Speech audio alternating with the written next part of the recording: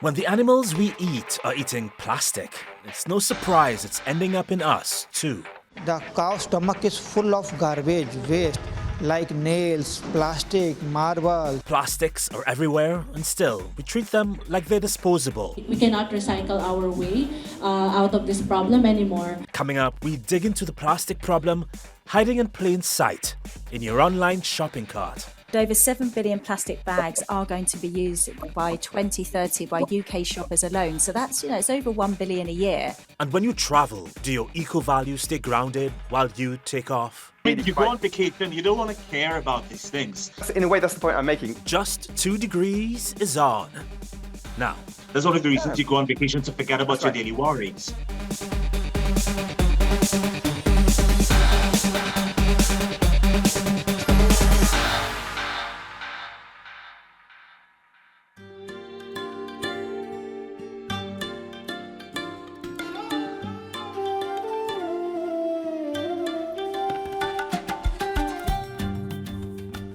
when a sick cow collapsed, vets rushed it into surgery. Its stomach was swollen, rock hard, and after 5 hours under the knife, they found the reason. 50 kilograms of plastic, bags, threads, plastic wrappers, all jammed into the cow's gut. Now, while the cow survived, the story has far-reaching implications. Because here's the real question. If this is happening to animals some of us eat, then is it any surprise microplastics keep showing up in our bodies? It's becoming a lot clearer. Plastic pollution isn't just an environmental crisis anymore, it's a human one. A photojournalist in India recently captured what's happening to street cows. Have a listen. You might think I'm standing in the middle of a rubbish dump, but that's not quite the case. Hi, I'm Chris, an award-winning conservation photographer, and I'm here in Vignes, Rajasthan.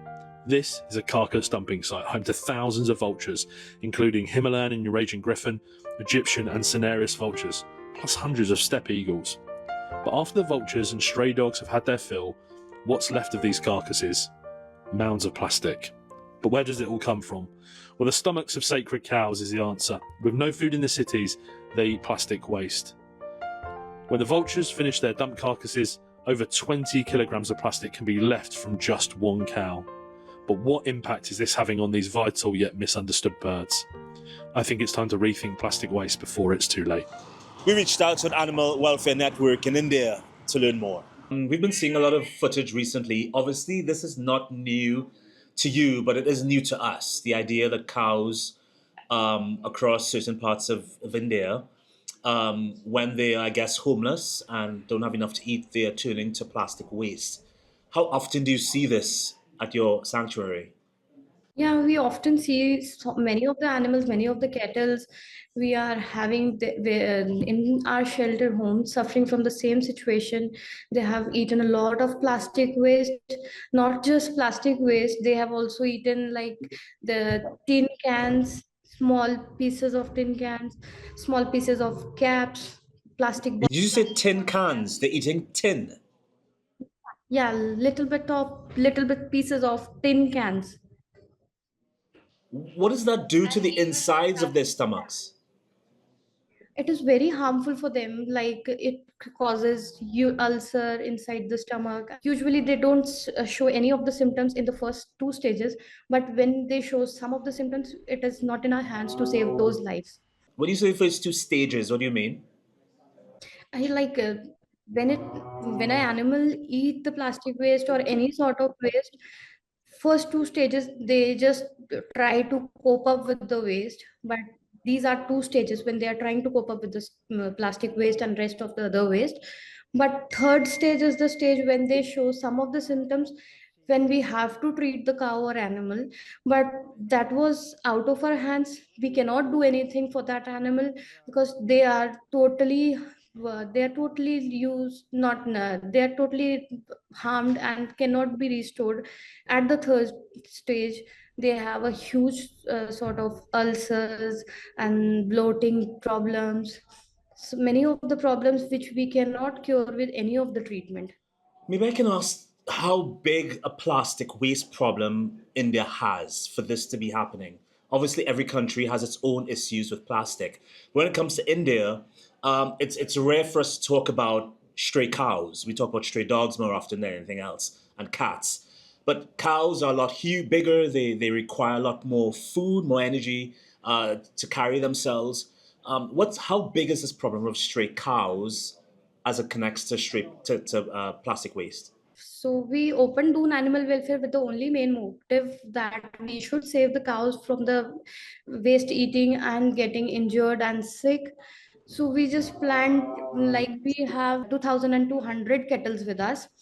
So the main motive is to just save the animals. Here we have found that many of the animals, like 90% of the animals in our shelter home, is have taken the lot of plastic waste, and somehow when they get casualties happens in our shelter home, a lot of plastic have taken.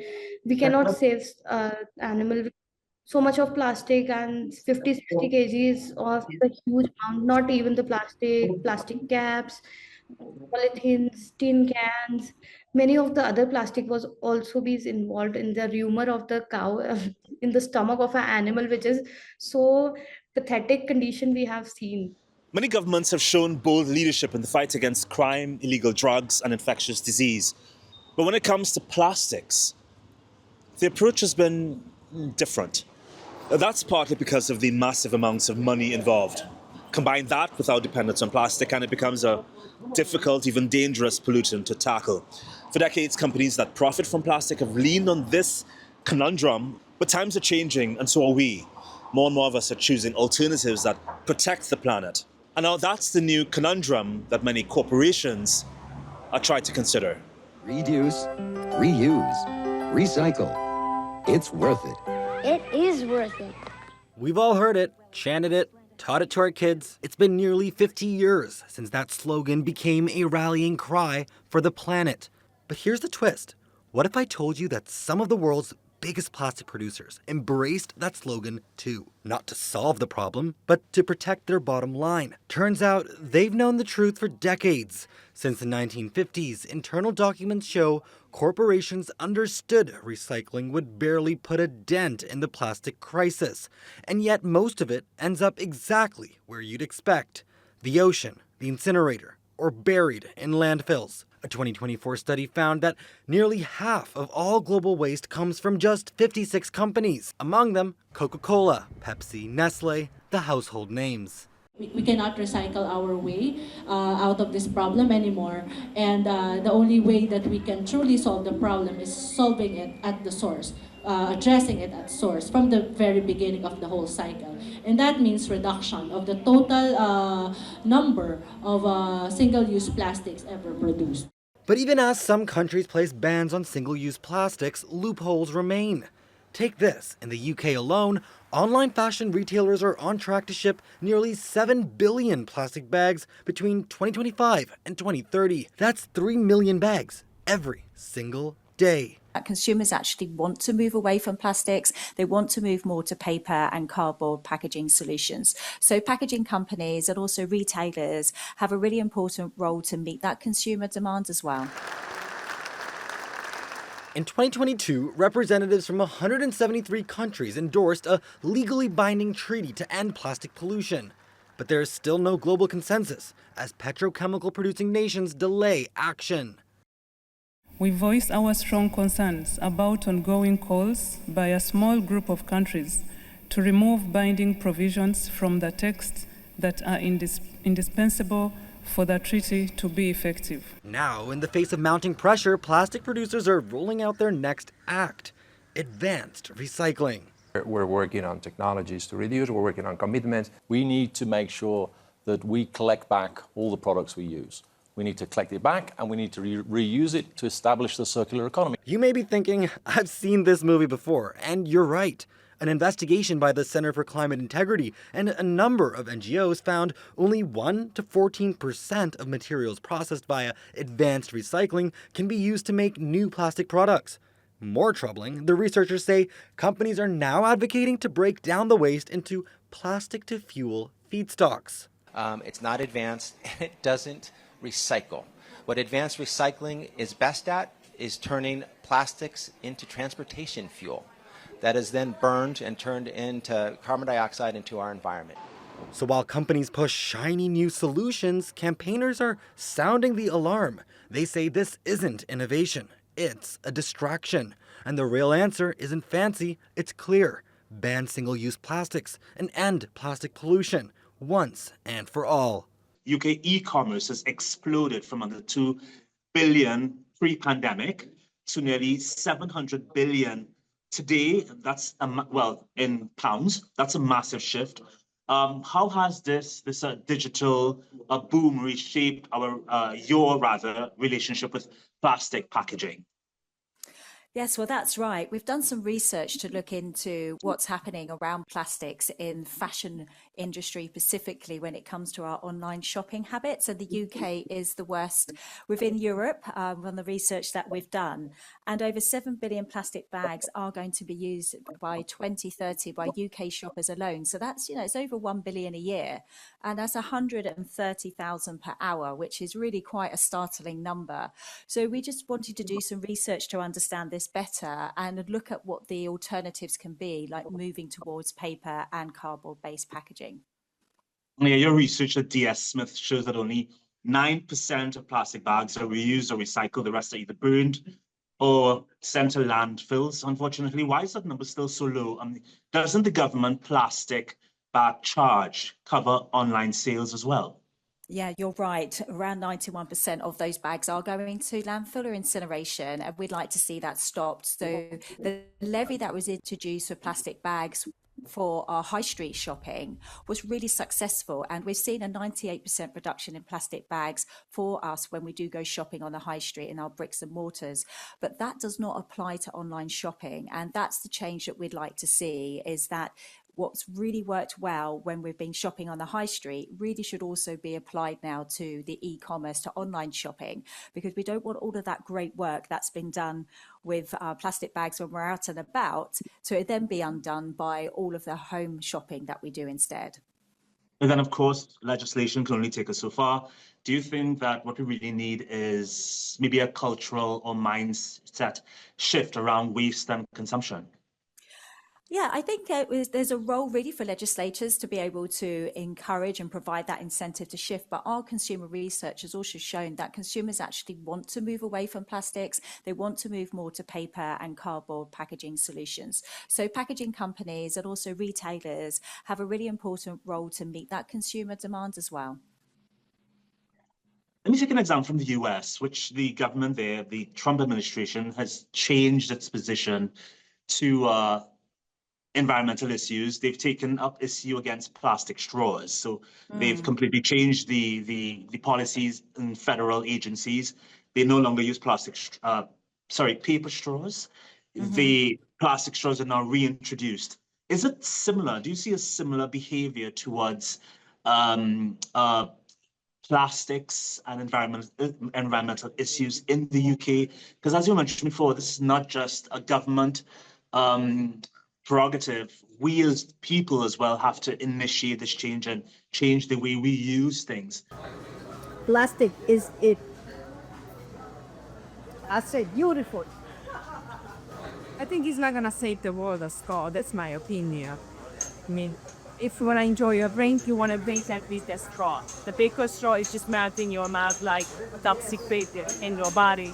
And I don't think so we're gonna save the world. I am a really big fan of recycling, but I don't think so we are going to save the world over the plastic straw. So is the attitude towards plastic similar to the way it is in the US? No, I don't think it is. I think in UK and in Europe that we are looking at what are alternative solutions to plastics and what can we do. We believe it's really important to look at how we design things and about choosing materials that we can keep in the system for much longer and that don't end up in the natural environment. So I think the appetite in Europe is still here for using paper and cardboard alternatives rather than just sort of undoing all of that great work we've done and moving backwards to single-use plastics, which do end up in incineration, do end up in landfill, aren't really recycled as much as cardboard and paper is at end of life. Now, I always wonder, what's the purpose of seeing these bins that separate paper, plastics and organic material if so much is still ending up in landfills?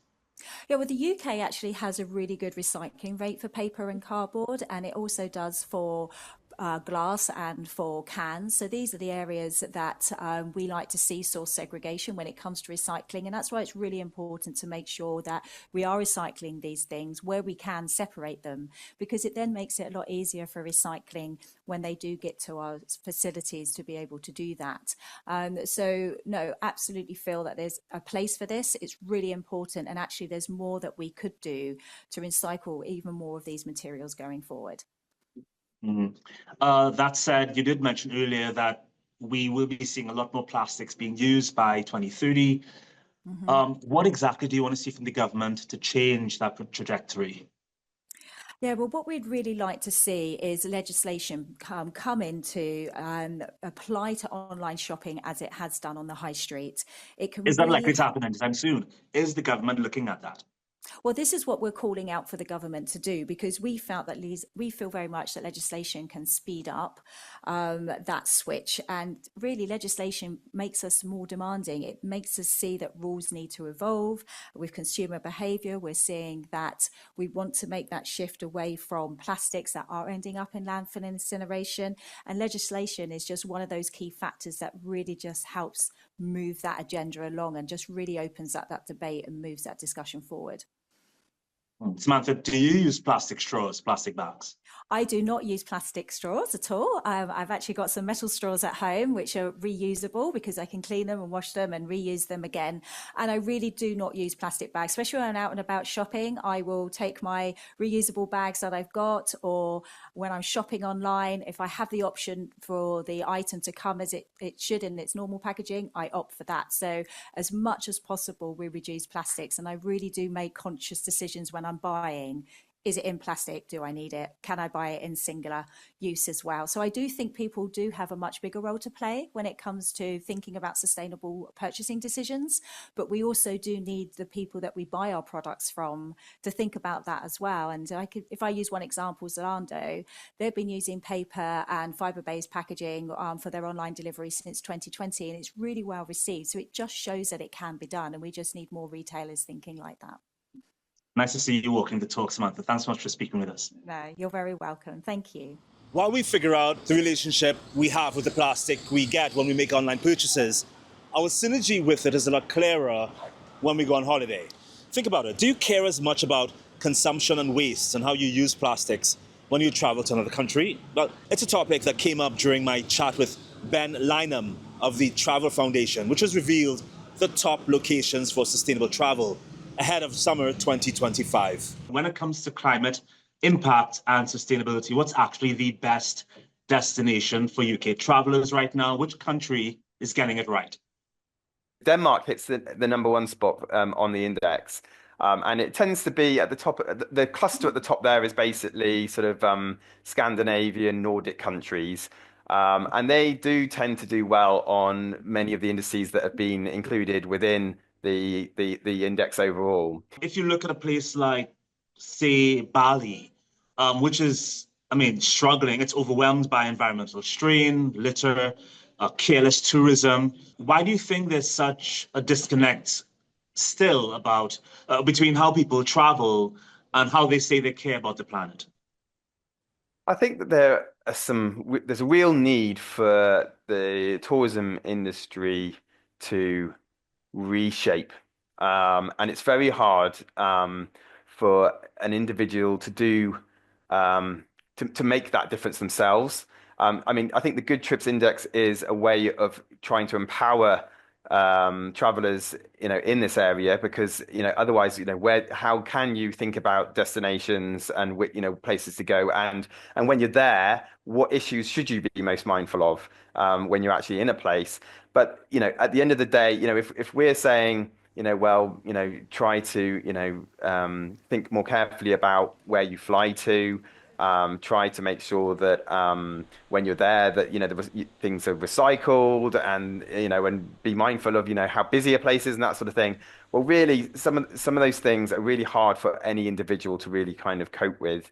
It's much better if those things are done on a sort of systems level, so that when you are in a destination, you're automatically essentially a more, a sustainable person. We talk a lot in this program about the tourism industry's impact on climate change. It's about nearly 10% of global emissions.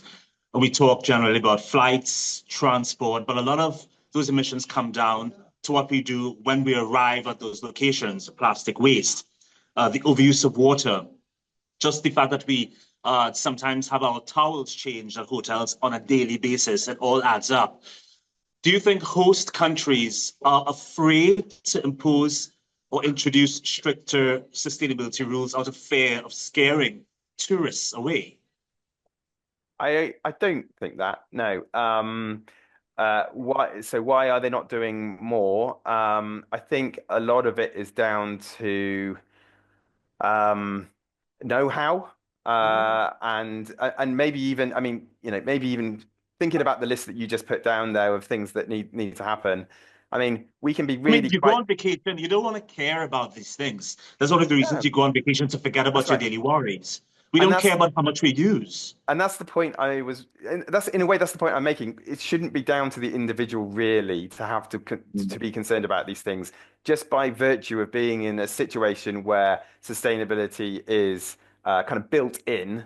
Should it allow you to have an enjoyable, exciting experiences, all of these things that we all want to have, luxury even experiences at times, but in a way that is responsible and it's suitable for the destination that you're visiting. And obviously different destinations have different issues. In some places it might be that they're running out of water. In other places it might be that they have issues with overcrowding, etc. All of these issues that you've been mentioning.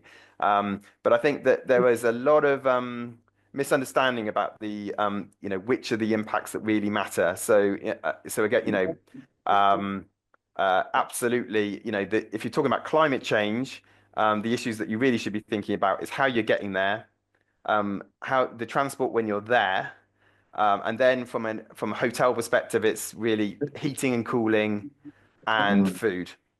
So again, from an individual perspective, what does that mean? Well, it means you could, take road and train transport where you can, particularly if it's a short, hot flight, maybe in between destinations or something where you could replace it.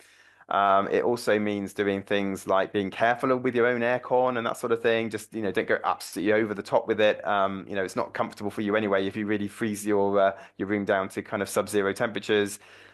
Think about the food you're eating. I mean, actually, maybe being on holiday is the perfect time to mix it up a bit more and have a few more vegetarian meals if you're not a vegetarian already or vegan, because you've got a top-notch chef doing all the hard work for you. So why don't you give that a go?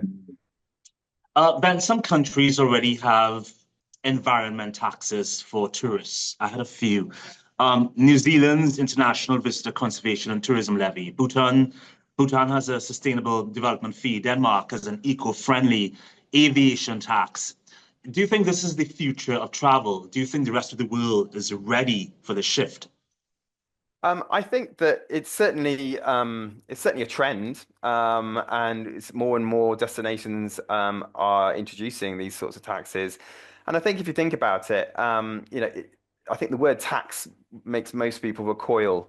But actually, I mean, we're talking £1 or £2, euros, whatever, maybe per night maximum. It doesn't add a huge amount to the cost of the holiday, but what it is doing is making sure that your trip and tourism more generally is adding something to the destination. It's helping to look after the place. It's helping that place to build up its infrastructure to cope with the number of visitors.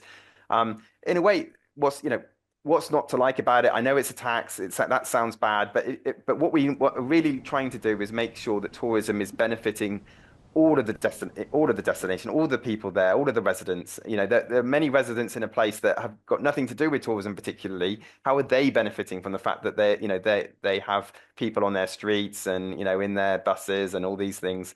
A tax seems like at least one way that you can make sure that some of those benefits are spread more fairly across the place. Ben, where are you looking forward to going this summer? Oh, I'm going to Germany this summer. Why? Why? Because we have some German friends and we have some Czech friends, and so we're going to do a little kind of a border hop between those two countries, and I'm really looking forward to it. It's a family thing, so it'll be a bit of an adventure. And that's our show. Thank you so much. It's easy to feel overwhelmed when dealing with the scale of plastic pollution. But on beaches like this one in Bali, the story isn't just about what's being washed up, it's about the people who show up. And across the world, others are showing up too, like in Phnom Penh, where one man is spinning plastic waste into broomsticks, turning 40 tons of trash into tools with purpose. Because sometimes cleaning up the planet starts with something as simple as a sweep. We'll see you next time. Bye.